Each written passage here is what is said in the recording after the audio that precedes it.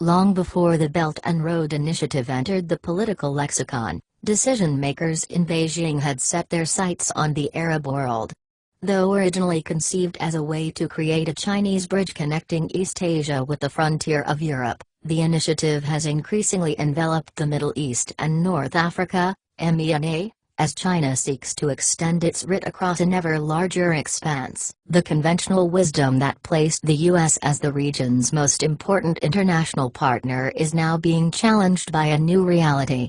China, the main importer of Gulf states' primary export and the greatest manufacturing exporter to the rest of the Arab world, is increasingly at the forefront of foreign policy considerations. A century of orientating themselves toward Western nations has developed an institutional memory and political awareness across the Arab world, but the prospect of ever more frequent contact and relations with Beijing requires a recalibration of objectives and policy. Like every great power's path to global hegemony before it, China's acceleration is powered by its expansion overseas. The overwhelming production, supply and demand for Chinese manufactured goods characterized its growing place in the world, but its more recent policies show how overwhelmingly successful that growth has been in extending its influence. Much has been made of Beijing's resource grab in Africa and elsewhere, its construction of militarized artificial islands and, most recently, its strategy to project naval power broadly in the open seas. These realities have brought Chinese power into new spheres of influence, among them the Arab world. Generalizations about an area as large and diverse as the Arab world are unhelpful, but one commonality is China's attitude toward the region. Western Asia, as Chinese diplomats refer to MENA, is of growing importance to Beijing. China's path toward building the largest economy in the world is driven by access to energy and securing its shipping. Its increased engagement in the Arab world has, therefore, been determined by a need to ensure its energy security. This gradual but seemingly irreversible shift in Beijing's strategic calculations emanates from the fact that China is now the primary buyer of Middle Eastern oil. The country's sheer size and rapid growth, alongside its relative scarceness of domestic petroleum resources, have meant that Beijing has been the primary growth market for Arab oil producers in recent years. As Beijing has become more fuel import dependent, with some 72% of all oil consumed in China coming from overseas, the geopolitical significance of its relations with Gulf exporters has grown.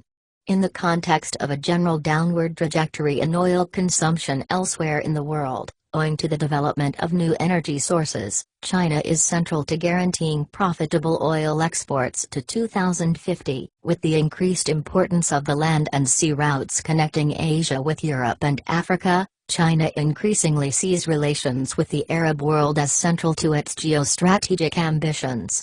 There is, however, a disconnect between the expansion of Chinese involvement in the region across the political and economic realms and the cultural and diplomatic connectivity required to deepen ties that will not only ensure Chinese interests, but also encourage Arab states to partake in the new world China is building in its own image. The post-Second World War world of economic interdependence that the U.S. built was forced forward by American culture as much as it was by Washington's expansionism.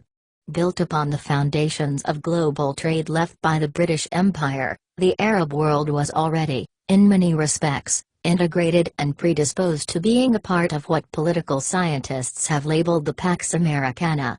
The foundations for a closer relationship with China are less clear. Sino-Arab relations are in no way at the stage envisaged back in the mid-2000s, when the China-Arab States Cooperation Forum was set up. China has developed comprehensive strategic partnerships, its highest level in diplomatic relations, with individual countries in the region, such as Saudi Arabia, the UAE, Egypt and Algeria. But these efforts are isolated and illustrative of a need for China to have a more comprehensive and long-term set of relationships with Arab countries. The Belt and Road Initiative was initially intended to address the infrastructure gap between the more and less developed regions of the world, thereby driving economic growth. Following the growing indebtedness developing countries have incurred in agreeing to Chinese support for such projects, however, China has had to reconsider its overseas objectives. To this end, its strategic goals increasingly encompass the MENA region under Xi Jinping's proactive foreign policy that is focusing on security, economic and political concerns. Most MENA countries have agreed to participate in China's Transcontinental Initiative, but their subscription to China's model of development is far from complete. As the MENA region contends with the fiscal challenges of the coronavirus disease fallout, it is unclear whether Chinese ambitions and engagements will expand at the same pace they were pre-pandemic. In any case, it is testimony to the developmental challenges of the Arab world that its states are spectators to international shifts in power and not determinants of them. This should stand at the forefront of shaping diplomatic efforts with China.